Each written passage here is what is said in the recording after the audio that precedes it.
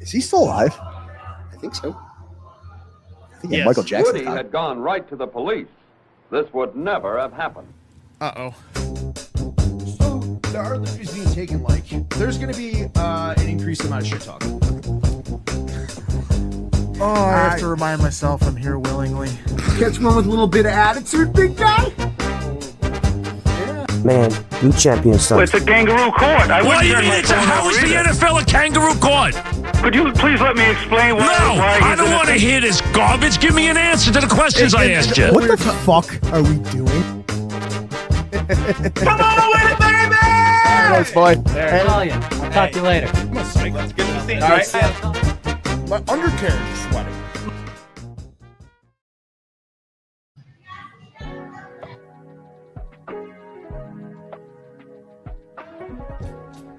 For the best Italian food in Western New York, Elliott Apollo's, call 716-825-3675. The Lardon Construction Group. Fubo TV, the official streaming service of Do Champions. FanDuel, the official sportsbook of Do Champions. For all your summertime needs, beauty pools, as well as kayak pools. CX Chronicles, your total customer solutions focused manager. W.GG, the official energy drink of Do Champions. Hey, Sons of Erie, our artwork looks better on your walls. Hamburg Brewing, please visit our tap room on Boston State Road, Hamburg, New York. And finally, Fat Boy Surf Club for all your surfing needs.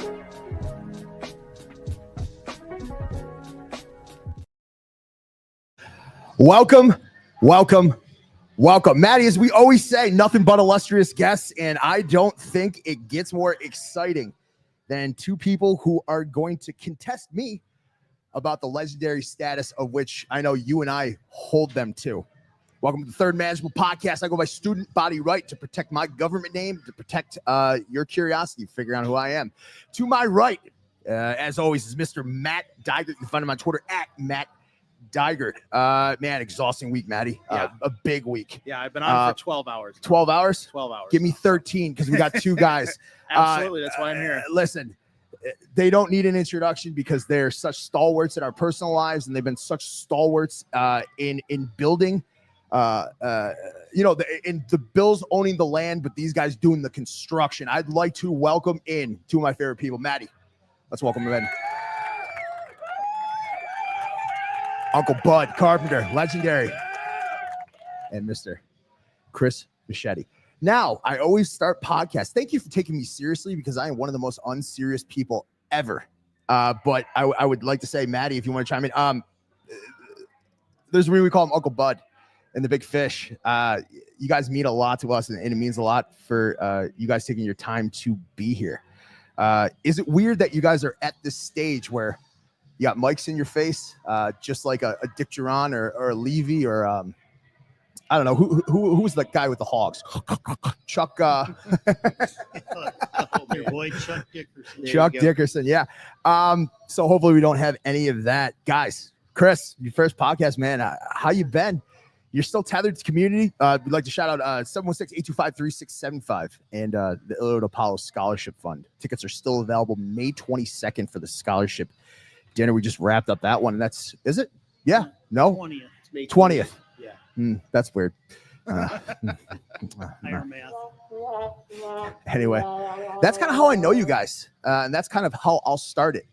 How did you guys know you guys? And what was like kind of that first moment where you guys still want to be at the table together here all these years and still in the same funds and doing good for the community? What was one of the first moments you're like, hey, that could be my guy? When we started the fund, it was, a tragic accident. Yeah. I went over to the house just to console Dennis, and we were talking about it and had a serious moment of saying, do you realize how many flowers we're going to get?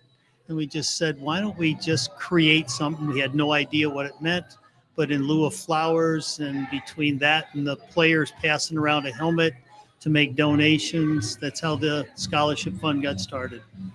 Chris, how'd you get involved? So after I had joined the team here, Bud and Dennis, who I was getting to know more so, invited me to considered and see if I wanted to become a part of it. And here I am 20 plus years later, still enjoying being a part of the process. I'm sorry, probably 20 plus chicken abruzzes later as well. I mean, the Apollos kind of like do everything, Matt. They welcomed you in as kind of an outsider, and you're on the inside. A little bit. It's such a great meeting place after the game, where it doesn't matter if you collected a win, loss. Doesn't matter if you still have your eye black on after the game. They're so tethered to the community, and that's kind of what kind of peeled back, I guess, the curtain of the brotherhood of the game of football. What was your first moment of, I guess, welcome to the NFL, welcome to the brotherhood? Mine was easy. I was staying at the McKinley Inn. I had just come back from the Boston Bruins and was staying at the McKinley Inn. Didn't have a place to live, didn't have a place to eat, obviously staying there. So I went every night to Ilio's. I had no idea what time it was or anything else that I could get there. And Ilio always waited to have dinner with me, and we ate in the back. We never once sat out front. We'd drink some god-awful Crabari Rosado wine, and we'd sit there, and Ilio would cut a loaf of bread in half, throw something on top of it, put it through the pizza oven. Welcome to dinner. Chris. Yeah, I don't have quite the same dynamic story, but I had a great chance. A fellow who was a longtime member of our staff as well was Greg McMillan, and Greg and I had actually worked in a sports medicine practice back in Syracuse, and then he was kind enough, and Bud invited me to work camps, and that's how I then got my exposure over a number of seasons to get affiliated with and came to love the Palos, which then it's kind of like paying it forward. Once I was here full time, then we had an opportunity, and I would make sure, and we had a great fraternity of players and staff and families, and it just really, really expanded your sense of family, both work-related and within, the South Towns and everything here in Buffalo. Now, as you bring that up, as you come up and how you found yourself in this community, Penn State guy, Air Force guy. When did it come together that your higher calling was helping others achieve, and through that you're achieving your higher calling, both through the scholarship fund and both through your career? Chris is right. You pay forward, you pay back. Very lucky throughout my life. Great parents, small school, small town. Went to St. Bonaventure for a year, get drafted out of there, go in the Air Force for 4 years. Get out. Was the Burton still there? The Burton was, but Club 17 was the key. The Burton had a hamburger, but the Club 17 I tended bar. That had a certain je ne sais quoi. Yeah. You got to wash your jeans twice after going out of that place, I'm sure. Had a chance. Got or, out of the or Air your Force. robes, whatever. Friars. And then at Fredonia State, got lucky enough to go to the Bruins for a short period of time, and with the Buffalo Bills for all those years. And Chris, you're a Penn State guy. Yeah. And then NYU. We're not skating over NYU. That is an incredible school. Yeah, thanks. No, I was fortunate enough. I actually grew up in State College, Pennsylvania for a number of years when I was in elementary school and junior high. And then after getting exposed, even though we moved our family back to New York State, I always kind of wanted to go back, and was fortunate enough to go to school there, and got my athletic training degree there. And then I had a chance to learn that a combination with physical therapy would really give me some, I believed anyway, and it had turned out that way, to have great opportunities of being duly credentialed. So, I mean, go ahead. Yeah. Having him, he was a little modest early about he'd come to camp. Well, he gave Well, up. that started 1997. He gave up he'd give up his vacation time just to come work training camp with us, and spent time. There was nothing, no promises, no nothing. It was a chance for him to get into the active part of it. And we just said, hold on. And, able to hire a PTATC. We were miles in front of all the other teams to have somebody of his caliber join our team. Now were the lab practicals a little bit different than the field practices? No, you know what? I haven't been an athletic trainer first, and I worked a little bit. I had exposure to serve as an athletic trainer with the U.S. soccer team before that happened. And, again, had some wonderful opportunities. Was fortunate to do all that, and so I was really always focused on orthopedics and sports. But as some people will maybe not understand, PT encompasses many settings, and when you went to school there, you had to prepare for all of that. Even though I knew my love was to hopefully have an opportunity, and as Bud said, it wasn't any assurance. And I worked in private practice for over 18 years before coming to the Bills, and it was just a wonderful transition, a great time, and fantastic from there. Obviously, you had your guys who would always get taped by you. That's a big thing. I want to be on this bench, tape my ankles with this guy. Did you let your guys spat? So that's not a black and white answer. We were told in college, you're not spatting. Yeah, I think it depends, and shoe contracts and arrangements and all of that influence that as well. And guys who had those situations, you respected what they could or couldn't do, and some of them were more complex than others. We always said, is it for show or is it for go? Do you need it for a little extra support? Thank you for cleaning that up. That was so politically correct, and Bud's just like, you want to look the part, you want to look like you're a real player, or do you actually need it? hey, don't talk about it, be about it, because when it's go time, it's showtime. Maddie, to you, I know you're champion at the bit to get these guys. Yeah, I mean, I just super happy to have you guys on. Chris, I met you at Ilios. Bud, obviously, I met you at Ilios as well. We had you on about a year ago when we first started the network, so I want to thank you for coming back on. I just love sitting back and listening to you guys talk, because that was my childhood is watching the Bills and watching the Sabres and seeing all you guys on the sidelines and seeing Chris walking on the field, running on the field, and it was just. Can you imagine them bunking together at St. John Fisher during training camp, fighting over an oscillating fan? Not at all. But what is that kind of like that St. John Fisher? We always say the best you're ever going to feel as a player is the first day time before you're taped, yeah. contact and getting your wrist taped. That's the best you're going to feel. You're way off. Clearly, my 3 days on the Chargers don't exactly articulate my feelings that well. You're forgetting that he and I started at Fredonia. My first year working training camps, I worked the last season at Niagara doing taping like an intern, but really just went up to help him out.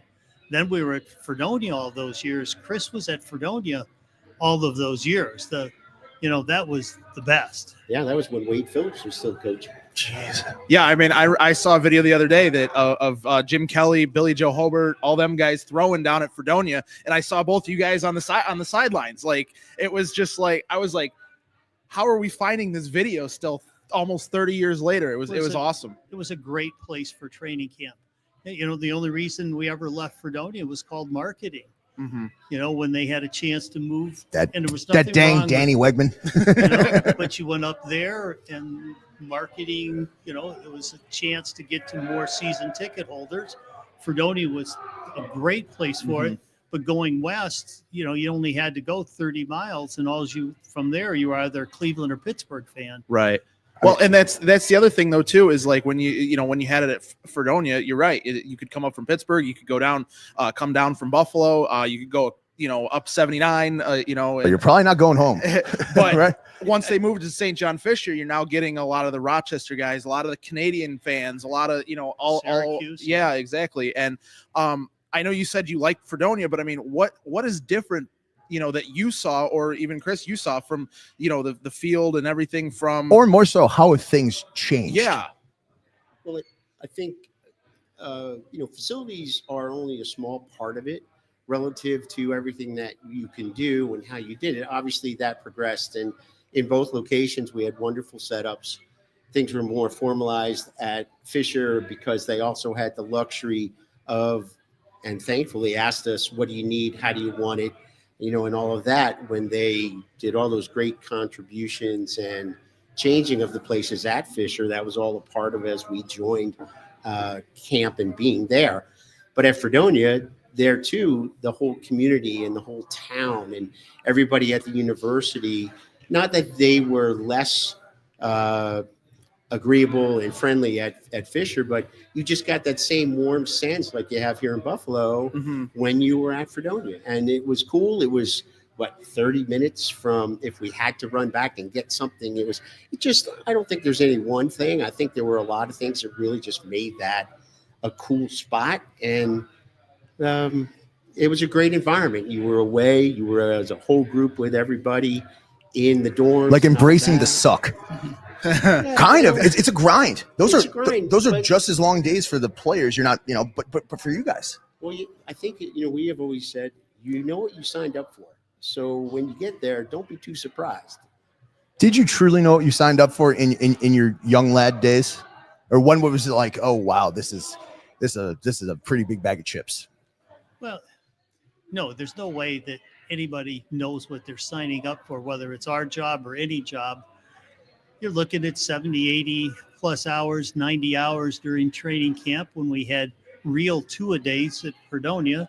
And back then we had 100, 125 athletes that we had to tape twice a day. So no, you don't know what it is. And it's always funny because people had no idea what an athletic trainer is.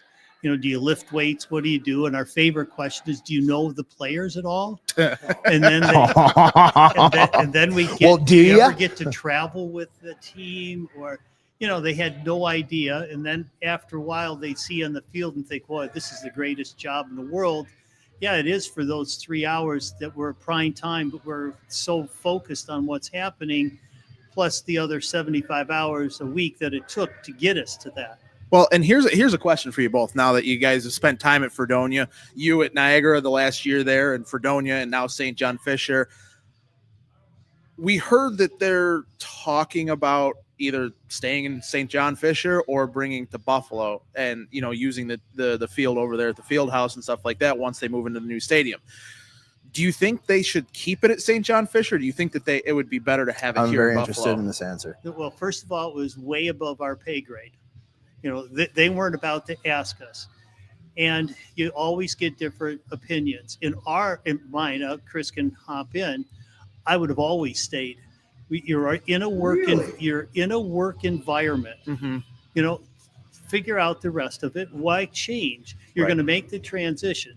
Now, some coaches will say, well, we want the camaraderie. Well, what the hell's camaraderie? You do that in the locker room. You do that on the Right. field. Interesting. Well, and there's enough hotels around here. You could put them up in a hotel around here. You make it work. But again, from our standpoint, you got to realize that to go up there for 3 weeks, we had just us. We would have 2 full semis of equipment. I mean, that undertaking had been And crazy. then you go up there, and then you're coming back for a preseason game, and then you have to move everything back logistically for equipment, Checklists video, for checklists, and like- athletic training was an absolute nightmare for that short period of time. Yes, that was our job, and we did it, didn't bitch about it. But for us, it was like, God, we got everything here. You got great workout facilities. You got a weight room second to none. You got a field house. You got great grass fields. We were more than content to be here, but it's a coaching decision. And don't ever forget, it's not marketing too. Well, and to you, Chris, with that same question. Yeah, I think, what Bud said is very true. So, if you wanted to even get really logistical, you could say, oh my God, we got all this work to move all this for this short period of time. Do we really need to do that? But if that's what the team wants, and that's where coaching staff and personnel directors and all that come into play, we very fortunately have a wonderful position and would say, you're on board, and away we go. Everyone knew where our facilities were, and we had one of the best training and practice facilities around. But if that's what was required, as Bud said, you didn't bitch about it. You're like, all right, here we go. But, thankfully, we also had access to get everything that we needed for that brief period of time when we knew we were going to be out of town. When you talk about the athletes, everything they need and stuff like that, it's a contentious thing that I don't know if there's a ton of empirical data on it. Seems like the athletes want grass. Where you at, turf versus grass? So if you wanted to look at a variety of studies, and obviously you can make stats look and sound and feel any way you want them, depending upon how you analyze them. But I think, and I'll be honest with you, I haven't looked at that in a number of years now, but there is not a tremendous amount of support for one versus the other. I think it's a feel. I think it's a grip. I think it's a way a receiver likes it versus the way a lineman likes it, or the way. So they're all going to have a little different sense of what they're most comfortable playing on. I can't imagine what the old Rich Stadium, like the AstroTurf with the concrete under that. Get that Astrodome. There was nothing Oh. harder than that. But you look. Where you at at, bud? Turf grass. It depends. How in Buffalo are you going to have a grass field? You're not in Arizona where you can pull The Packers the grass do. field. Yeah. Who else? They made New England get rid of theirs to go to the surface because it was there. Damn it. Cleveland was a nightmare having to play a playoff game where the week before they played and the field was frozen and you still had the footprints in to play on that. Yeah, so the Jenny Lake bottle caps frozen into it. Yeah, fans. Pittsburgh. Look at the nightmare of playing in Pittsburgh on that grass. It's if you try to replace the middle third, and now you have two different surfaces within one surface. Well, and I'll be honest with you, I remember, getting a chance to walk on, the old Three Rivers Stadium when that was as solid as Rich Stadium was with the turf, and it was like, and then they played baseball on it too, so you had the diamond and you had everything else like that, and it was crazy. Well, that's the real key. If you look back, it was the dual-purpose stadiums that became a nightmare because you needed a harder surface for baseball, so that the ball like a Candlestick Park almost. Yeah. Well, that's the one I was going to ask you about next too. Is because you only went out to San Francisco a handful of times, right? I mean, we were out there enough, but you one season you stop to think, okay, what happened to us the one season? We opened in San Diego. It was god awful hot that day, and it was a baseball field because they were still there, so you still had the cinders. We were washing cinders out. Our next game was in Miami. Again, another hot day on a baseball field because they still had the infield down. Right. Now, here's a question actually from the comments. They are going to be heating the field now. I mean, is that going to make any bit of difference? Is that going to, I don't know. I know Lambeau Field is only the past couple of years it's been heated. I mean, but does that make a difference? Or are these just ancillary things? Doesn't really change your day. Like it's just competing and it's just load management and it's play. Go ahead. Well, from my standpoint, it doesn't make any difference. We're going to treat the athlete. I don't know the ins and outs. Yes, I know that they're going to heat the field. I don't know what that means. Do you still cover it with the tarp? What happens when it snows? What happens? So you got it heated. Okay, so you got it heated, and now you're going to play. So you're leaving it heated all week long, all winter long while you're going through the playoffs. What does that do to the growing season? I have no idea. So what I've heard personally is they're going to be using the grow lights. That's something that they're going to be using, those red grow lights, to help keep the field as lush as possible. But I still lush. I mean, whatever. Lush and green, cute. whatever. But I don't know. Like I only personally played on the hard surface, the turf surface one time. I prefer grass a little bit, but I didn't have a chance to, your turf. I mean, it sounds like, and these are all player nuances and stuff like that. I'd like to ask you guys a question. These are really personal relationships you guys have with these players, developing trust. Because there is always that adage, like, don't want to tell management, like, I'm that bad and stuff like that. How hard is it to deliver bad news, and how rewarding is it to rehab a guy back so he achieves good things? I think it's a wonderful relationship that we get to have with players, and a closeness with them, because we would joke that the training room is like the United Nations. Players need a place to come in, to feel safe, to be willing and able to do what they have to do, as well as the fact that they're still doing everything else as if they were healthy. So it's an extra, how do you spell rehabilitation? It's WORK. So, that's fine, and it's the truth. So we loved being a part of fostering, developing, and having an environment where the players could look forward to coming in, doing what they had to do, and assisting in every way we could to give them every opportunity to perform on Sundays. Who is your guys' toughest nut to crack? I think yours might have been Bryce Paul. Well, that was. I think I have a hunch because he came in and he ended up being one of your guys. You know, he did. And then Chris, I'll go to you. Who's your toughest nut to crack? That be like, hey man, there are results. There is work when you put in the work. It's not just ice and stem and then go to meetings. It's. I want to be impassioned about keeping your body healthy, and I'm your guy. It isn't exactly just at that moment. It's where were they before? How were they coddled? What routine? You know, a lot of them coming out of college had 15 student trainers and cower down to everything they wanted. And you get some of these major powers and they were prima donnas with that. Well, you come to us, there's 4 of us, you know, and we could only you got to do the tape, the Band-Aids, you got to, do the rehab stuff.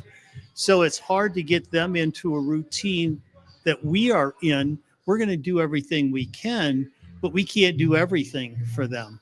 You gotta want it. Chris, who is your toughest nut to crack? And you saw a great return in inflicting your abilities and your talents.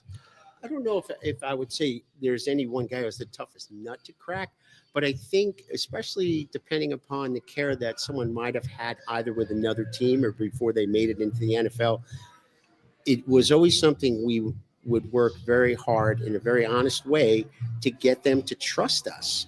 So that was something you did for everyone. And especially if someone didn't have a great experience before they got here, they could be a little hesitant, or they could be, well, I know how you guys talk a good story, but is this really what it's all about? And thankfully, like some guys who have been elsewhere or came to us that were not 100%, even though they may have been kind of told they were, it was our job to say, well, look, things are good, but here's where we can really take you. And I think we've got a shot here to make you even better than you already are. When you got a guy saying a game that isn't right, and he's a competitor, he wants to be out there. How do you approach that? How do you be stern? Is the protections? I mean, you guys were instrumental in like the blue tent almost. You guys were instrumental in putting in systems. I think probably when you guys started, I'm guessing you guys didn't have an MRI machine in the locker room. You didn't. You still don't. We didn't in Buffalo. You'd have to send it out. But the MRI isn't the wherewithal. Medicine isn't an exact science. Our doctors are very well trained. So were we. But you had a feel for something, and you knew. Is it an ACL? Well, yeah, that didn't take a genius. Is it a knee sprain? Is it an MCL? We had a really good idea. Didn't need the MRI to say, okay, can you do it? I'm laughing because poor Chris got stuck in the worst possible situation because I had to be on the field all the time, and we had Greg McMillan would go out with me, and poor Chris, once we decided whether the guy, we don't know if he can. It was Chris's job to work him out on the sideline to decide whether he could go. What a thankless endeavor. It was awful. And then he gets me barking. I'm fine. Chris, is he ready to go back in? I don't know, but I'm working on it. So yeah, poor Chris got the short end of that deal going to go to the rehab. And then I get a coach screaming at me. I come screaming to Chris. What was the most contentious you guys ever got, like in game? I know you guys work as a team, but obviously, during anything, you guys remember a time or anything like that, or you guys were just, I'm trying my best. It's never been that, No. because he's so damn good at what he did. That's why he was with us. He was far, in a way, advanced from most every team because of the relationship we had as people, but his credentialing and what he could do was amazing. But it wasn't that. It was the heat of a game of saying, is he ready to go or not? And then it's a binary question. and we laugh to this day. We had a couple of issues, and it wasn't about being mad. I said, Chris, is he ready to go back in? And Chris's famous words to me, Bud, he's still praying on it. I go, What are Can you get talking an about? Amen to this thing. We need to know. Coach wants to know if he can go back in the game. You're up, Chris. I still have 8 more apostles to talk to. Well, when this happened, and I was like, okay, that's not going to go well. As soon as I go to talk to Bud, I know already. I'm not How did you frame it? How did you even frame it? I don't think I worried about framing it because things got to happen so fast. It was more of like, Bud, he said he's got to pray on it, and you got this kind of like the dog that doesn't quite understand. Look where they tilt their Like head. a raised ear. And you're and I'm like, here it comes, and but some of it I just kind of knew, not that I had some higher wisdom, but it was like, I'm going to need to give this guy a minute, and until he does this, I'm not going to get an answer. So he's not going back before I'd have that discussion anyway. I got to ask something because we had Teddy Cottrell on the podcast, Big Teddy. And I think he went to you and he didn't have any DBs. Nope. And he was just like, just play the game. Chris, tell me the Music City Miracle. What was the emotion? What was the chaos? What was the looking back? You guys were both part of a crazy accomplishment with, you guys were just playing base dime because you didn't have anybody there. And Teddy's just like, I'm just going to call my defense. Like, of course you were, Ted. Like, you're Ted Cottrell. What was that day in that game like from the roller coaster of emotion to looking back on it now that you guys are part of one of the greatest games in the NFL? For better or worse. So I have to default to Bud. That is the year before I came to Buffalo full time. So I wasn't on staff. Is that 90? Is that 96? Yeah. Bud? Well, Bud, do it right. What was it like in dealing with Ted? Well, Ted was, Ted would look at you and had a great way with words and emotions. And it was like, okay, you just got to go. But that's not the best Ted. The best Ted is from a coaching genius for the greatest comeback. People forget that it was really Ted. Yeah, the offense turns around, but it was Ted that said, screw this. If we're going to get beat, we're going to get beat with our best players. And in that second half, he said, I don't care that they've got all these Smurfs running around, all 4-4, and they're running the field. We're not doing well. He put the base defense back on there, and he said, play. And it was amazing that the guys played. Yeah, you talk about the offense and what they did.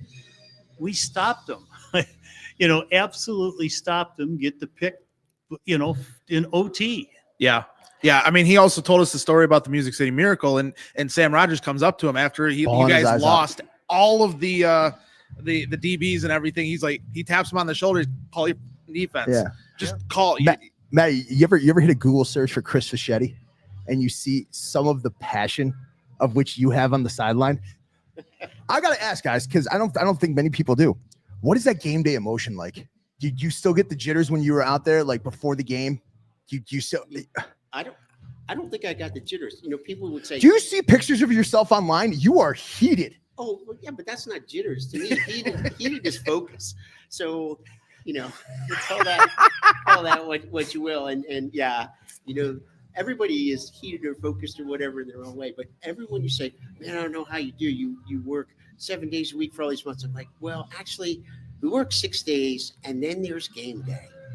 So game day comes, and you guys know you played and whatnot, regardless of the sport. When it's game day, it's all about here we go, and not even breaking it down, all the effort we put in all the time. It's like, no, it's excitement. It's passion. It's like you said, heated focus. However, and for us too, I mean, you're an integral part and have a wonderful opportunity for that to really be successful that day. Man, that's what you work for. Did you guys as a training staff have any like rituals or superstitions You dog. I was going to ask. No. Nothing. Nothing. God, I'm sorry we're gosh darn boring. But, we get there 4.5 hours ahead of time. You start taping, and you don't have time to be worrying about little things. This is the routine. I mean, you used to sport a pretty sick piece of lip furniture. You get one comb and like we're out the tunnel. We're ready to roll. Chris, any superstitions? No superstitions. But I will say that when you were coming out of the training room, and for us, it was always like a last minute rush to go from the last player you had ready to walk out onto the field as you would go and quickly change into your game day attire. Then it was like, all right, here we go for us too, and let's go have a great day. And then it was lace them up and roll down the tunnel, and away we go. What is the most emotion you guys have felt on the sideline in your profession? Whether it be for injury, whether it be for a moment in the game, what is the most emotion that just ran through you? And looking back, you're like, wow, that was an intense moment. That's easy for me. It's Kevin Everett. I had without question. Wow. I had one of the doctor boys. I'm going to let you guys go on this because if you guys want to tell the whole story in tandem, I would implore everyone to listen. I would implore because this is the team that did it. Well, before they do that, I was actually at that game. I was in the 300 level, right on that 10-yard line, and I watched it. I'm like, oh my God, he just broke his neck. Like I saw it, and I saw the way he crumpled and everything like that. And you guys did a wonderful job of take us through it, man. Getting on the field and everything else in tandem. Because this is I don't know if it's ever been on record, but I so we're coming out. Actually, we barely got out in the field. We barely because we're all the way up in the training room finishing the last guys, and we're hustling to get on the sideline. Here's the kickoff. Holy shit, he's down. We didn't know how bad it was. Nobody did, really. We knew it was not good. So I'm the first person there. I have his head, got him stabilized there. The doctors, Chris and Greg, everybody is there. Everybody wanted to make a big deal out of it afterwards, like give us all these accolades. And our answer was, you know what we did that day? We did what we were supposed to do. They were looking for some fancy things. And go ahead, Chris, hop in some. No, what I was just going to say is, as you mentioned, usually the last one back out on the field as halftime is over, you're running down to the sideline. You kind of get set up, and as Bud described earlier, we all had our different roles of on the sideline or on the working the bench and whatever. And then it happened, and as you described, Matt as well, you knew something was up. To the extent you couldn't tell, and you don't want to try to figure it out in advance. But everybody had their role. We choreographed these practices. We made sure that, and thankfully everybody was able to execute, and it went as smoothly as it possibly could. And thankfully, Kevin's had an amazing result in part from what everybody contributed. Do you guys still talk to him this day? Yeah. Like, how's he actually doing? Extremely well. Doesn't have some of the little dexterity. But to add to what Chris said, what was it, like 9 days prior to that, we had done a full rehearsal on a down athlete with 4 or 5 different scenarios. And so we'd gone over it. We had the ambulance crews there. We had from the EMTs, all of our doctors, the emergency room we'd all gone through it. And that's something we do every year. We were one of the first groups that did that. So the next morning, obviously, we're the lead story in America, and the commissioner is on the phone, and Tagliabue was probably at that point. Tagliabue at that point, right? No, it's Roger. Was it Goodell? Okay. Oh yeah, Right to Jamestown. So I get called upstairs, and Roger goes, "Carp, tell me what's going on." Well, I've known Roger a long time, even before this. And I go, well, Mr. Commissioner, he said, screw that. Bud, what happened? And I said, well, again, Mr. Commissioner, we practiced Bud, this. what happened, Mr. Commissioner? 9 days earlier, we practiced it. He goes, get the hell out of here. I said, well, I know that Jim Overdorf typed everything up because Dr. Really? Marzo had written it up, and we sent it to the league just to show what we were doing. Nobody was really doing the same practices we were. And I said, somewhere in your office, it's got to be.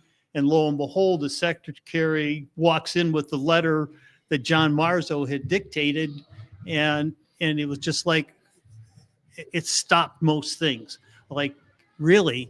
And it was great because the other sideline with Denver was the president of the PFATs at that time, as well as a physician, and they were looking over our shoulders, and we got the greatest accolades from them the next day, saying it was utterly amazing what you guys did. And again, So everybody would say, well, how long? We had no idea that we were only out there 13, 14 minutes and had them in the ambulance. But the bottom line to all of it is still, we did what we were supposed to do, what we were trained to do, no more, no less. Yeah, I mean, and that brings up another one. You guys were not a part of it or anything like that, not Yeah, I was talking gonna on ask that, yeah. But how did you guys feel while watching recently, a couple years ago when that happened to a player on the field? I think With Tamar, yeah. there are standards of care, not getting all serious about it, but it's kind of like, look, this is what we're supposed to do. You might call it an athletic trainer's nightmare, but by the same token, this is what you prepare for. This is why you prepare for it, should it ever happen.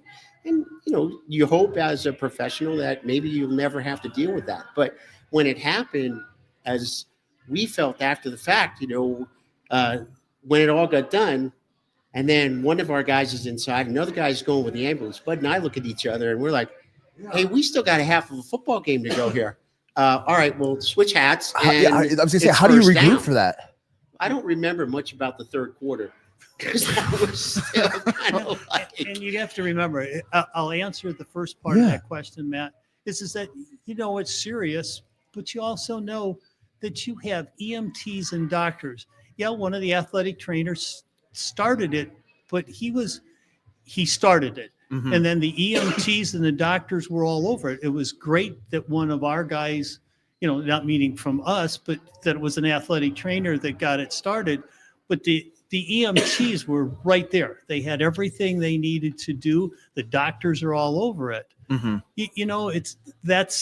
And that's a part of how wonderful this whole staff was with regard to the relationships that we had with our EMTs, with the docs, with the sideline personnel. It just, thankfully, it went very smoothly because everybody kind of kept their head about themselves and said, all right, here we go. We know what to do. And very grateful and thankful. And again, excuse me, Matt, but we knew it wasn't good. We had no idea it was that severe. We had already taken a couple of people off the field with neck injuries that year, the year before, and several after that. But you don't know. You just know it's not good, but you treat it as very serious. We didn't know until after the game, until we talked with Dr. Cappuccino.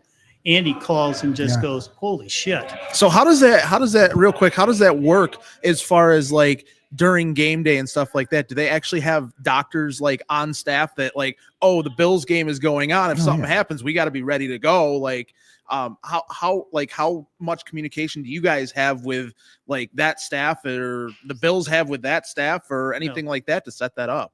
There are. We have 3 orthopedics and an internist. Now they have 2 internal medicine. Was it UB Ortho back then? Yeah, it still is. Is it Rachala and all those guys? No. No. It was John Marzo and Les Bassan were the 2 main ones with that, but it was Andy Cappuccino's call. Andy was the head man on this. He's the one that had the strange protocol that worked, written up and all of that. But again, it's Chris said, the unity of all of us working together is what makes a difference. For those above the shoulder injuries, when is the most critical time period? Is it quickly after the injury, addressing it, isolating, handling it, or is it going to be weeks later, the response time? What do you view as the above the head injuries is the most critical time period to do everything by the letter, and there's more margin for error? Like, is it nerve wracking that you see it? No, it's not. No, I think any time, it doesn't have to even just be above the shoulder level. Time is of the essence. All right. Especially when you get out there with your initial assessment, and then obviously in conjunction with the doctor's evaluation, if you think, and if you know there's anything spinally related, that heightens what you have to do and make sure everything goes well because of the delicate nature of all that stuff. But in any injury situation, okay, if a guy's medically stable, but sometimes, in what happened much more recently with a cardiac situation, right there too. I mean, you have to know how to just handle that initial assessment, and time is crucial. And thankfully, as we've said a number of times, we had all the pieces fell right into place, not by accident. One of the things that we're prima donnas in the sense that we have everything medically available to us instantly. I know a number of times people had asked me, and there was a lot of comments written about it. Well, how is it that Kevin Everett had this kind of an accident and is doing this well? My son, my cousin, my friend was in a car accident, had something similar to his, but not even as bad as Kevin's, yet he's paralyzed for life. And I just said, I'm sorry to hear that. But a car accident, you're calling EMTs who are awesome at taking care of somebody. But that's how many more minutes, back to your question that you have, Jeff, how many minutes were they there in the car? How long did it take them to extract them? What did they do? Did they board them and put something on them and ship them to the hospital? Well, the hospital is well prepared for them, but they don't know everything. Kevin Everett was in an ambulance in 13 minutes. In 45 minutes, he had already had a CT. The MRI was being done. Andy had a halo on him. So in an hour, he's already miles ahead of somebody. So when you ask about time, it doesn't mean just what Chris said. Time is of the essence. I don't care what the injury is. And if I can editorialize something that hits really home is the fact, if somebody thinks they're having a stroke, obviously this is away from football, you need to go now. You don't need a debate. You need to go now, because we're sitting on one of the greatest assets in America. You get down to Gates Buff General, you are going, where's time at?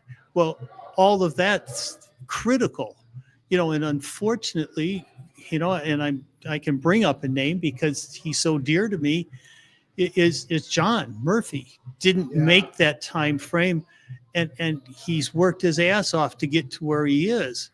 But so yes, so you're letting me editorialize in the real world, and every second, every minute counts when something like that happens. Get there.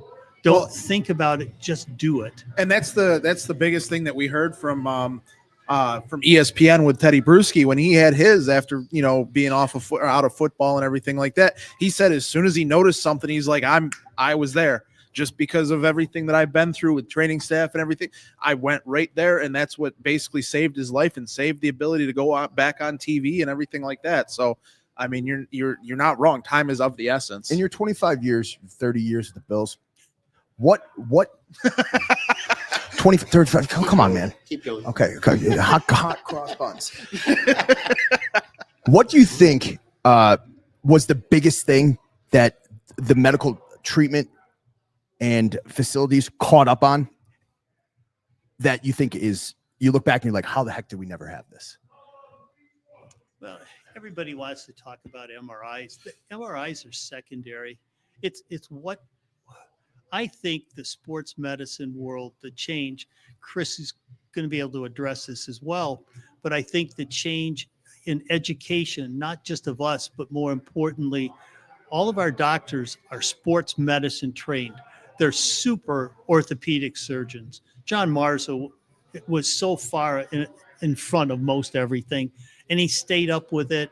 And that's what kept us going. He was the formula for us, but training and knowledge. I mean, look what happened to Willis McGahee.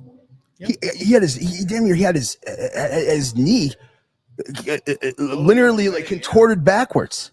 I mean, and you guys were with Willis. You got him from the University of Miami. You also got Ken Dorsey. Like, how did he come back from all that? Because that is like a medical marvel, because that he had the fruitful career he did despite that devastating injury. Well, I'll go. This is where Chris comes in, not just about the rehab, but needs to follow up on the first part of your question about the advancements.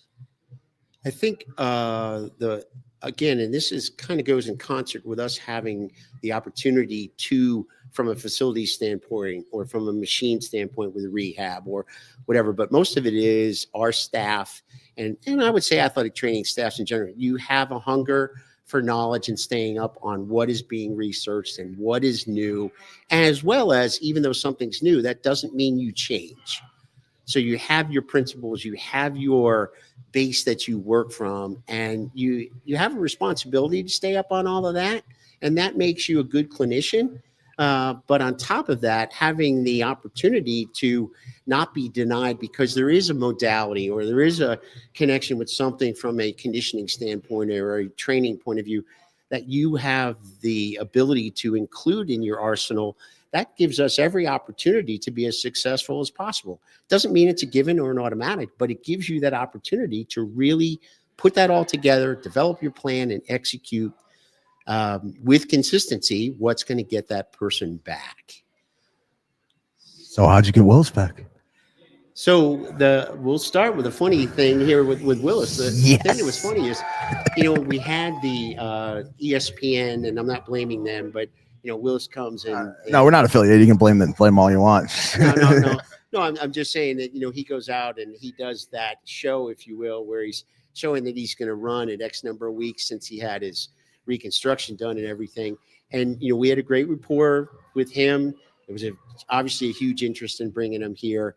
And even, with his agent, whatever, we had a pretty good rapport with Drew. And we got butt shaking his head. And he's loading one up. No. But when we got done with that, we said, all right, guess what? That's over. There's no reason to do that again.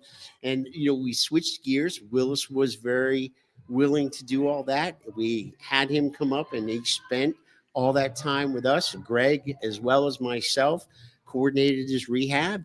And that man just worked his tail off. He worked his butt off every day. He knew. It's nice when people don't quit at halftime. Yes. Yeah. When Chris's point though is that it was a different era because we had to earn the respect of the agents. The players. What does that mean? What does that mean? It means that. Why do the agents have anything to do this? They just take their 20% and drive off in their Mazda, or I guess at that time maybe a Fiat. You don't think that they're not advising their players that they want the best for them? They don't know. Talk to them. Okay, Uncle Bud. They don't. What do they know? If they're, hey, let's send them to this doctor because he's world famous. Well, is that annoying dealing with the I don't want to disrespect anybody like that, but seemingly what I would say is you're the medical professional. They're dollars, cents, and I don't want to call them the peanut gallery, but I guess that's what I just said. Chris is looking at me for this one. I'll add as well. But, but it was very aggravating to us. I'm not saying that other doctors aren't great, but ours are. Ours were world-class orthopedic sports medicine trained doctors. Yes, you sent them other big names. And when you did that, that was agent driven. The players loved us. They trusted us, but they're the That's ones. Crazy to me. They're the ones advising them. Well, look, I have other players. They've gone there and they've had great. Well, then, so they go there. So now Chris is supposed to rehab them on you. Yeah. So this is crazy to me. Because what can you say to these people that the agent's going to say 6 inches from their face and somehow it's going to have different semantics or a different tone? Please. Yeah. The biggest thing I think when they took on and we took on the responsibility of saying, yes, we believe we can. Not because we're walking on water, but we have a plan in place and we're going to get this man back. And he's a tremendous athlete and can be an incredible asset. So I think his representation in this case, at the time, I think he then, meaning Drew, really took all right, these guys really care about my guy. And we all know he had a very close relationship with all the guys from the U and all that. And I'm sure he's earned that as well. But the trust he had in us also was not just some fly-by-night thing. They could tell that we genuinely were going to put what he needed first, and now we wanted to have control of the situation. Earned, not given, right? And he was like, all right. So we did it. It worked out, and he and Willis were very tight. And we knew Willis was talking to him, and yet, I never heard the conversations. But guess what? That's a part of the equation and part of what we have to do. Not because of the agent, you still had your primary concern was getting the player better. That's what we were responsible for. And two. Well, one of the things you asked earlier, so you talk about getting a player back. why the hell would we not want to do the best? Why wouldn't our owner want us to do the very best to put that player back on safely? He's paying them a lot of money. So you're going to risk furthering that injury to get one game or whatever back. Why would you? That's an investment by a team, by a coach, by a general manager. Why don't you want us to do the best, to turn to that coach and GM and say he's ready, and have enough balls to say to that GM and coach, he's not ready this week. Ready. Yeah. How do you have that chutzpah? That's our job. I know it's your job. Don't be a wimp. I know that, Suck it up. but at some point, I would like to think, and not to go back and forth, could 25-year-old you do that? And how did you get better from 25 to last 5 years of your career? Like, how did you get that? How did you get that brawn? That, like, I know what I'm talking about. Take a report. Like, what job is it? But is it more called on-the-job training? It's called. I guess I'm just. I just think this is awesome. It's called do your job. And okay, chill, Bill Belichick. We talk about you when the day was over. I had one saying, and everybody believed it. Listen up, I love this one. We had to put our heads on the pillow that night, knowing that we did the best we could for that player or those players, and get up the next day and look them in the eyes, and them believe that we're doing the very best we can without compromising that. And that's a fine line. Some coaches and GMs don't want to hear that. I've been blessed most of the years that I had people, but more importantly, I had an owner that really cared about players. And you can talk to any former player and they will tell you Mr. Wilson loved them and wanted the very best for them. How do you compartmentalize the stress of what you do and try and not bring it home? Is that an impossible situation? Yes. It's an impossible situation, and we should be being paid for workman's comp, for the mental anguish. There should be some clause in it. People get money for all kinds of injuries. Dude, just get HBO Premium. It's the most cathartic thing you can get. We should be being paid for this mental anguish. Go ahead, Chris. Well, you're not getting paid here, so. No, I think what Bud says, is very true. It's part of your job. It's then it's stressful and this and that, but not to sound too silly about it, but you kind of thrive on the fact that you got to be on your A game, and that's the way it goes. And some people say, well, you can't be like that every day, and I'm like, well, look, everybody's got pluses and minuses, but remember the old thing we used to say, hey, check your ego at the door, and the personality's got to work within what we got to do today. So away we go. I have a question. You're gonna hate this. People know who you are. There's a little bit of celebrity. You done? No, but seriously, how's it being known for just being stalwarts in your career, and you guys did the best as possible, and people like Matt and I do look up for you as young men, looking up to you guys like that. Like, you guys carry a different type of celebrity in that you did your job, you did everything you could. But isn't there kind of like I don't know, maybe it doesn't matter to you, but like, hey, that's Chris Fischette, that's Fish, hey, that's Uncle Bud, and you're known for the right things. You're known for being a lot of things to a lot of people, and they're overwhelmingly positive. I mean, to be a fly on the wall when people talk about you guys behind your back, I know it is a negative connotation. I've never heard anything but like, those guys.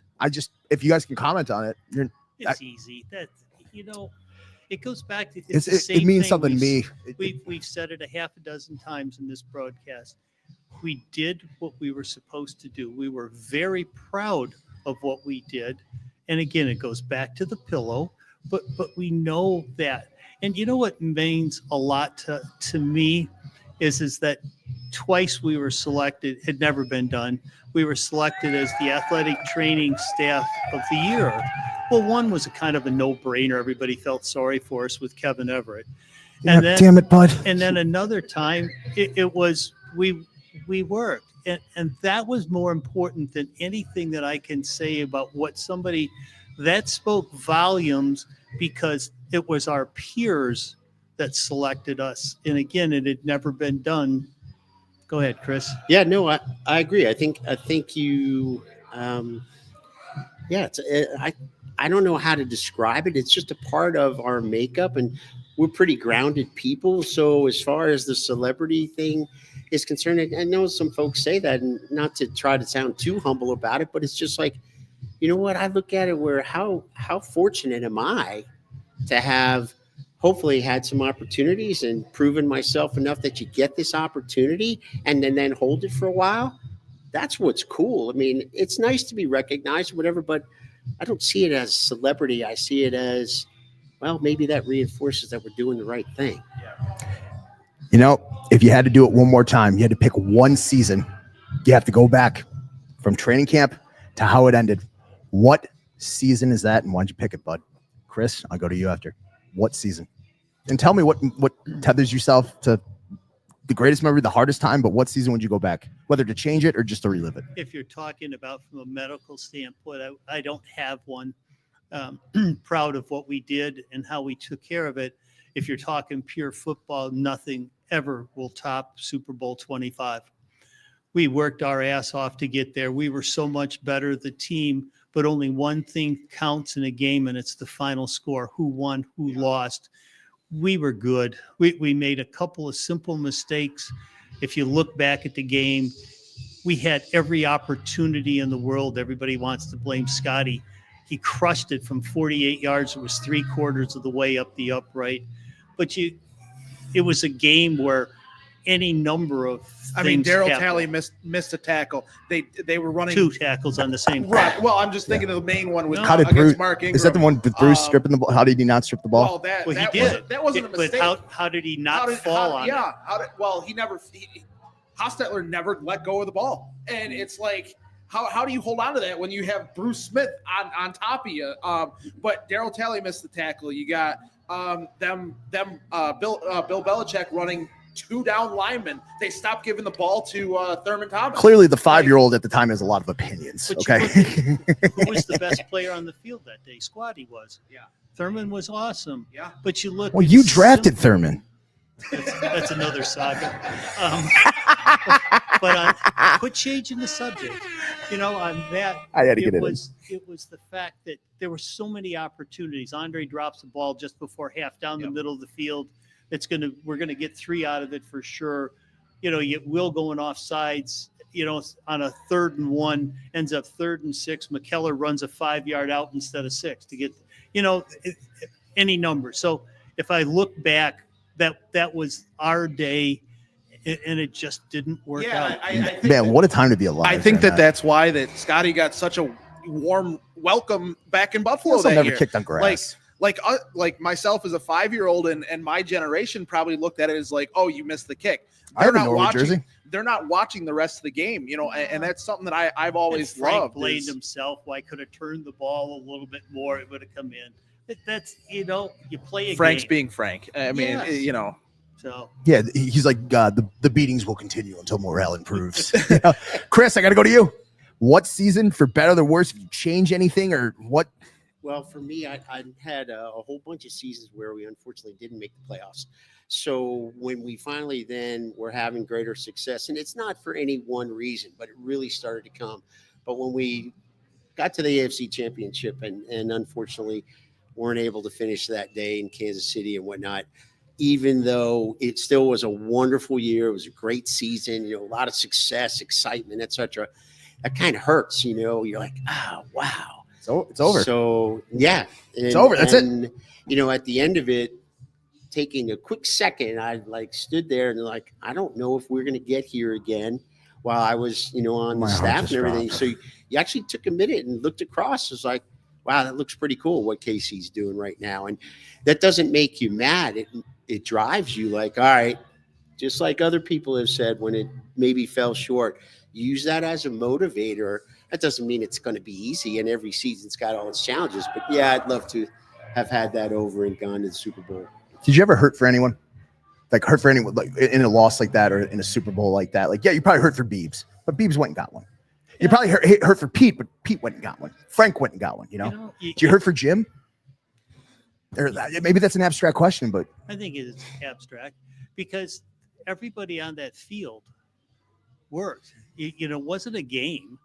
It was a season. It was a season that we did so many right things. We overcame so many things. How many games did Scotty win for us in a crucial time? It's everybody is pulling. You had a lot of mules pulling this cart wagon, and you hurt for everybody. It's like you hurt for your families. Who knows? Are we ever going to get back to a Super Bowl? This is Super Bowl 25. My God, I've been in this league. How many people never get to a Super Bowl, and we're there? So it wasn't about me. It wasn't about him. It was collectively. My whole family's there. Yeah. Everybody's whole family is there. The excitement, and it just. Well, from both, Chris, do you empathize with that sentiment? Oh, without question, because like they say now, it takes a village, right? So the village includes your family and everyone else in conjunction with who you have such a really pretty close and intimate relationship with because you spend so much time together. So it's something that everybody hurts, and I think players are obviously in the forefront and it's all about the players, but everything that everyone does and the effort that you started like this time of year now for the upcoming season, right? As soon as everyone's back in town, away we go, and their effort is constant and continuous. Yeah, mini camps start the 27th. So I mean, or not? Mini camp. Oh, voluntary workouts start on the 27th. My only question to you guys, because you guys were there, what happened in 2004? Like they came out, were 1-7, and then or 1-6, and then all of a sudden we're 9-6, and playing the best that they've played in a couple of years, and they lost the third stringers. Like, what happened? And to be down that much with that record that early, yeah, put a cloud over doing. Well, it's a lot. I know. The world of sports is everybody has an opinion, and they're entitled. You've been listening to the Third Manageable podcast. We know nothing. You sit back and I guess you can try to explain on any given day, any given Sunday. And I always use analogy of golf, and they say, what are you talking about? Well, so how do these pro golfers go out and shoot 64, and the next day they shot 72? The trees did not move. The pond, the lake is still there. The traps are there. Well, how is that possible? They're a pro. Well, I think it's called they're human. Nobody wants to lose. These players don't lose at tiddlywinks with their kids. They don't know how to not compete. Oh, they didn't give a shit that day. Are you kidding me? Please. This one just means more. What are you talking about? No, I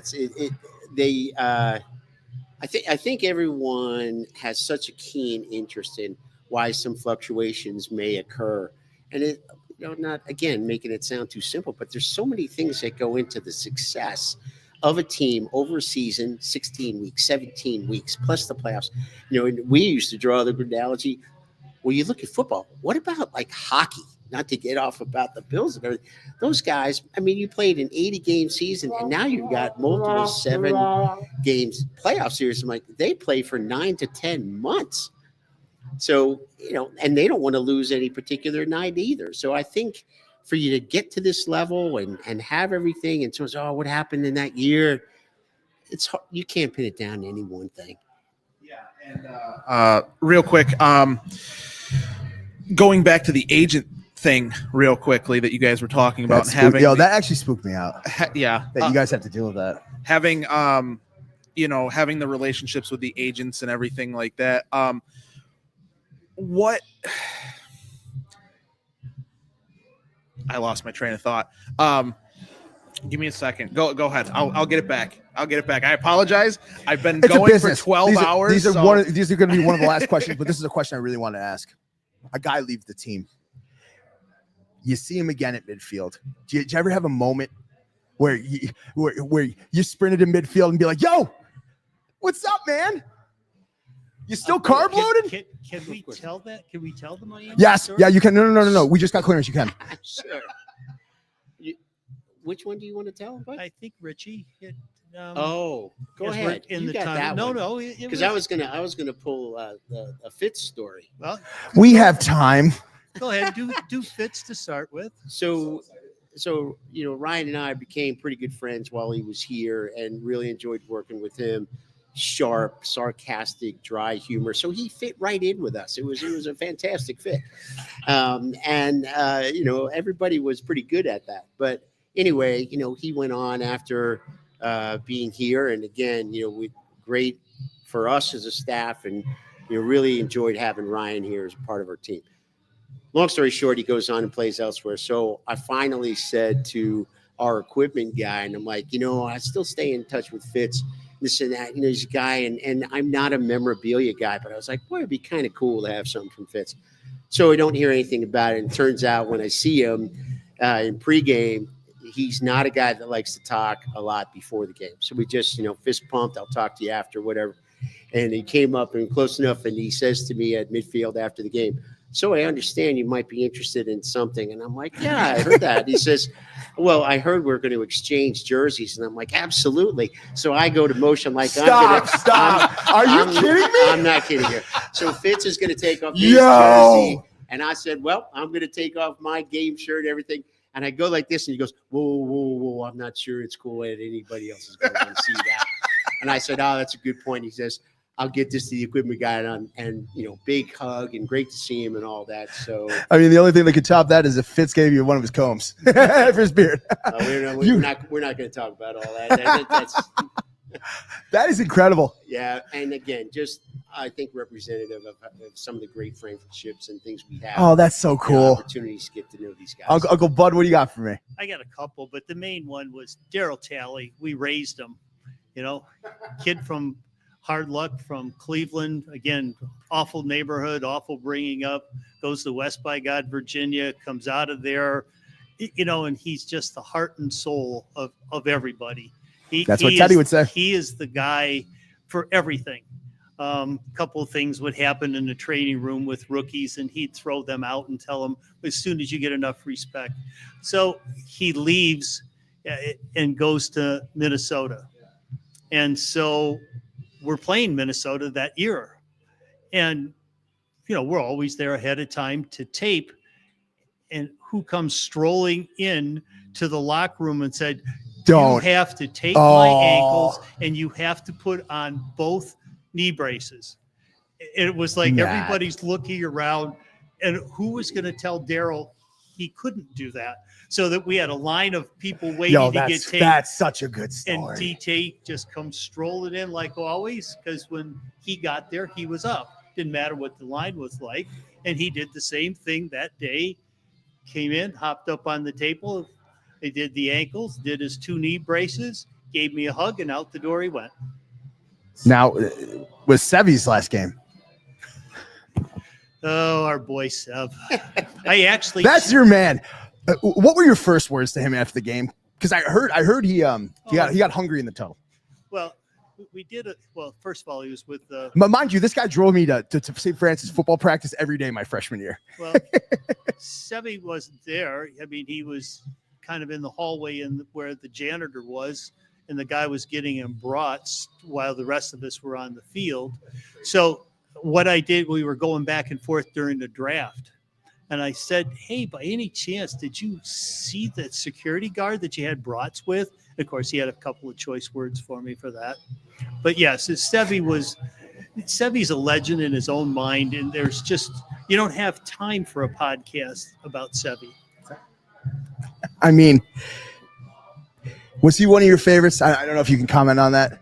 I know Kent was up there. All of them. I know Marshawn was.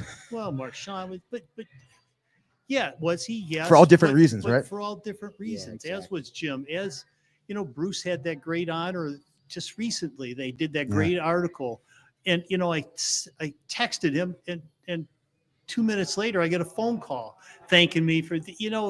That's got to feel good. Like it feels great, and that goes back to our pillow. We did everything we could, and they knew that we were doing the best we could. And why did we have those relationships? Because what Chris said, we worked hard with them to keep them as safe as we could and try to do the right thing at the right time. That's beautiful. Right. And I actually got for anybody who doesn't know who Sevy is, it's Steve Tasker. Just in case anybody's listening, Well, they may doesn't not know. want to know either. That's true too. But By the way, can you text me back, Steve, if you're watching? but no, to go back to Seriously? because I actually remember what I was going to ask. There's been a lot of there's been a lot of things going on in specifically Buffalo sports, and the ability of the doctors here. You had Clint Malarchuk, you had Richard Zednick, you had Kevin Everett. DeMar was on the field with the Bills training staff that was taken care of in Cincinnati. But like, how is it that is prepared for that? Like, I don't understand. Like, what? Like, and you guys gave us a couple stories earlier, but like, how do you actually like get in that mindset? I would have to assume you have to have the strong merit of a man. Like I don't even understand. Like, I don't even know if I. Oh, was that too big of a compliment, bud? Yeah, I mean, guys, you're it's nice. Thanks for placating us, but it really is. It's we worked hard. Yeah. As Chris said, we maintained CEUs. We stayed on top of what we were supposed to do and learn and try to get better. And you really enjoyed doing it. I think that's a big thing too. You have to love, and many people love their profession. So I'm not trying to say ours is bigger or better or whatever, but it's a part of what you are made of, and that going to work and love going to work and everything that goes along with it, even though some of the weeks maybe they weren't always so great, but it was something you truly enjoyed. And I truly loved doing what we did and what I was able to be trust part that of. we earned from them, not just while they're playing, but from Daryl, Mr. Congeniality, Schobel. He calls me almost every year because he's coaching high school football. But what am I going to do with this guy? Well, what did the doctor say? I don't care. What do we have? Why you call me? So he sends you an X-ray or something. What? I said, what did the doctor? He said, I don't care. Yeah. Daryl's daughter get hurt in a softball game. This doctor said she's got. Well, Daryl, but that's the. You diagnosed my shoulder. But Bud diagnosed my shoulder in college. Can't say diagnosed. Okay. You found out the problem, and I told my team doctors, they're like, yes, that is the problem. Correct. But one of the problems, diagnosed. One of the problems is that I know at least one story that can capture the essence of who Chris is as a man that he won't tell, that you can tell. Do you have anything that comes to mind to encapsulate Chris Fischetti? And Chris Fischetti, do you have any stories that Bud won't tell about himself, whether too modest or too funny, that would encapsulate Bud as the coworker that you guys work with? Well, it's easy with Chris. We started the program that way. He gave up his vacation time to come. One, he enjoyed it. One, it was a chance for him to work in a different environment. He was in a clinic, and he was great at it. He ran the clinic, but it was a chance to get hands-on. We're a hands-on business, particularly athletic training. Chris didn't get a chance to do a lot of that. He was doing rehab, but to see him come and show up and instantly had the respect of the players. Why? Because he shut up and worked, and he earned everything. He earned everybody's respect because he was just there. Yes, we had fun. We'd go to dinner, but 6:30, we're there. It's time to go. It's 7:30 that night. Okay, let's go get dinner. But you earn things in this. You don't just get there by pure luck. You do get some by luck, but you earn that respect of others by working, shutting up, and do the best you can. The braggart, the players see through them. The guy that's yapping all the time, the players see through that. That's a phony. Chris came in as a volunteer and then full time. That's what made him. His education is second to none, but it was the whole package. That's why he was a Buffalo Bill. That's an amazing thing to be. I'll stop. Your turn, Bud. That was Bud. That was cool. Thank you. It's part, and so the reciprocal part to what Bud mentioned is having worked in a variety of settings, you knew when you had a group of people that were of similar cloth and where you really wanted to be a part of that team within the team. And the welcoming, that Bud provided, and that Greg, who I had worked with for a number of years, said, hey, we, meaning collectively all the guys here, wanted to know if you were interested in coming up. So from the get-go, Bud sets the table. You know, he always referred to us as athletic trainers, not as an assistant athletic trainer versus a head athletic trainer. We were together. We all had our fortes. We all had our strong suits. We all had different things that we might have been responsible for. But coming from Bud, and this was all the time, was that we together are why we succeed. And you don't find that in a lot of places. And it was something that I really wanted to be a part of. It wasn't lip service. And that didn't mean he didn't give you a little kick in the whatever if something needed to be done. But by the same token, you took responsibility for the fact that you knew that this was not because it was required. It was a part of what made us work. And that all comes from Bud and how he knew we were going to best be successful. I don't think there's anything else. I just wanted to sit with that for a second. Yeah, I don't think there's any other way we can end this. We want to thank you guys so much for joining us. That tonight. was the one. Yeah, I mean, that's guys. Thank you so much. Yeah, I mean, absolutely. I mean, I look forward to talking to you guys more. In the future, learning more in the future. The conversations that we have privately, like, those are awesome. Like, so we want to thank you very, very much for hopping on with us. Glad to hear you guys still talk to each other like that. I do have one more question that I didn't get to ask real quick because student jumped in. But how did the Spider-Man thing come about with Daryl Talley? Okay, I'll listen to this. All right. So DT, he didn't march to the normal drum beat, which was pretty clearly, and so it was one of these, didn't want the roughness on the elbows, didn't want to do this, starting to get a little cold. And so he gets this Spider-Man outfit and wears it. And the league looked at this and said, well, this is not standard equipment. So they fined him. And Daryl said, oh. So the next week, Daryl wore it again. And that week, he got fined again. They took umbrage. Yeah, they didn't care. They just upped the thing. And so when it got to 56,000, he goes, well, that matches my number, but that's a little more than I make. So Daryl decided that it might behoove me to not wear that anymore. Well, I forgot I had it. He had given it to me. I had it, and less than a year ago, I'm going through all this crap that I have in the basement. Less than a year ago, I'm going through all this crap in my basement. Lo and behold, it's there. Are you kidding? Ask Woody. I Federal Expressed it to DT. I had it all. That is so cool. In the basement. I still have Sebi's game jersey that I'm waiting to give to him from Green Bay, and I also have it. I have the sideline pass that we had to wear for that. I have everything to give to Sebi, so he's getting it when he goes in the Hall of Fame. I mean, that's got to happen like right away. Like, I'm not like. This has truly been everything you need and nothing you don't. 30 Manageable Podcast. Hey, Chris Fischetti, Fish, Uncle Bud Carpenter. I'm so happy we do this because these stories don't get told. I guess we'll never know if he has a Batman suit in his basement too. So play us out, man. You've been listening to the Third and Manageable Podcast. We had over 240 comments. We couldn't get to all of them. Thank you. This is awesome.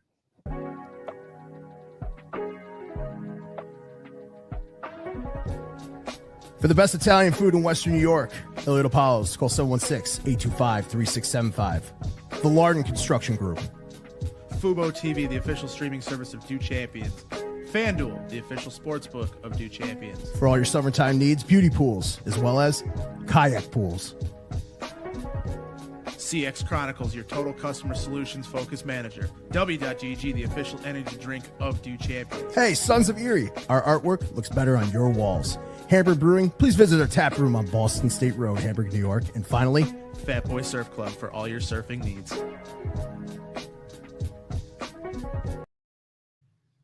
We went away from what you guys originally talked about, which